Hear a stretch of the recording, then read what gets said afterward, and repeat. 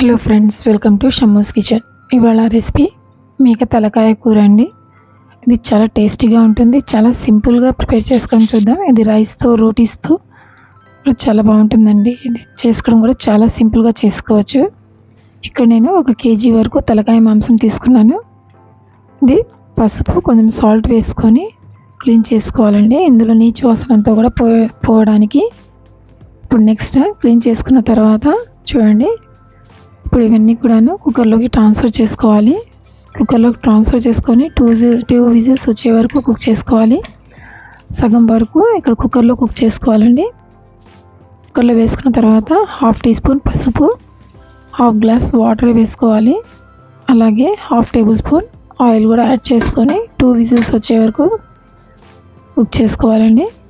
2 whistles వచ్చిన తర్వాత వెంటనే ప్రెషర్ రిలీజ్ చేసేసేయాలి, లేకపోతే ఓవర్ కుక్ అయిపోతుంది. చూడండి, ఇప్పుడు ప్రెషర్ రిలీజ్ చేసిన తర్వాత మూత తీసేసి ఒకసారి చెక్ చేసుకొని పక్కన పెట్టేసుకోవాలి. ప్యాన్ తీసుకొని ప్యాన్లోకి 3 టేబుల్ స్పూన్స్ ఆయిల్ యాడ్ చేసుకోవాలండి. ఆయిల్ బాగా వేడైన తర్వాత అందులోకి కొన్ని లవంగ, దాల్చిన చెక్క, అలాగే 4 పచ్చిమిర్చి కట్ చేసి వేసుకోవాలి. అలాగే 3 మీడియం సైజ్ ఆనియన్స్ చాప్ చేసుకొని వేసుకోవాలి.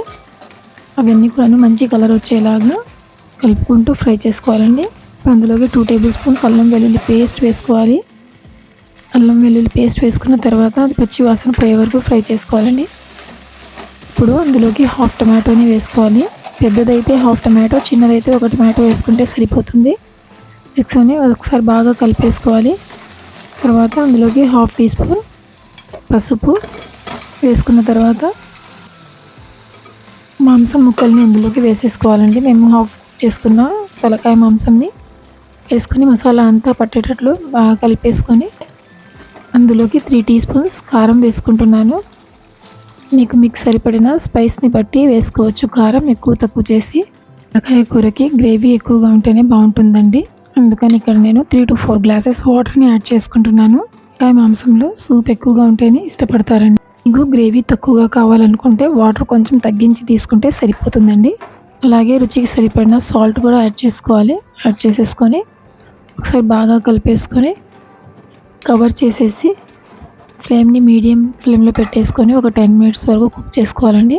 10 మినిట్స్ తర్వాత చూడండి, ఇక్కడ కర్రీ చక్కగా కుక్ అవుతుంది. ఇప్పుడు ఇందులోకి 2 teaspoons dry coconut powder వేసుకున్నాను. ఈ గ్రేవీకి నెస్ వస్తుందండి. దీనికి డ్రై కోకోనట్ ఇష్టం లేని వాళ్ళు క్యాషూనట్ పేస్ట్ అయినా వేసుకోవచ్చు.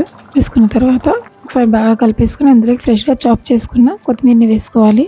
చాప్ చేసుకొని కర్రీ ఒకసారి చెక్ చేసుకోవాలండి. కూర మొత్తం కూడా ఒకసారి బాగా కలుపుకొని ఒకసారి ఒక ముక్క తీసుకొని కుక్ అయిందో లేదో చెక్ చేసుకోవాలి. ఒకవేళ కుక్ అవ్వకపోతే 5 మినిట్స్ కోసం మీడియం ఫ్లేమ్లో పెట్టేసుకొని కుక్ చేసుకోవచ్చు. ఇక్కడైతే చక్కగా కుక్ అయిపోయిందండి. మళ్ళీ కవర్ చేసేసి 5 మినిట్స్ కోసం ఫ్లేమ్ని మీడియంలో పెట్టేసి కుక్ చేసుకొని స్టవ్ ఆఫ్ చేసుకోవడమే. ఇప్పుడు సర్వింగ్ బౌల్లోకి ట్రాన్స్ఫర్ చేసుకొని సర్వ్ చేసుకుంటే చాలా బాగుంటుందండి. వేడివేడిగా రైస్తో, రోటీస్తో కానివ్వండి, దేంతోనైనా సరే ఇది చాలా బాగుంటుందండి. ఇందులో సూప్ అయితే చాలా టేస్టీగా ఉంటుంది. ఇది చేసుకోవడం కూడా చాలా సింపుల్. మీకు కనుక ఈ వీడియో నచ్చితే లైక్ చేయండి, షేర్ చేయండి. ఎలా వచ్చిందో కామెంట్ చేయండి. మరిన్ని సింపుల్ అండ్ ఈజీ రెసిపీస్ కోసం మా ఛానల్ని సబ్స్క్రైబ్ చేసుకోండి. Thank you.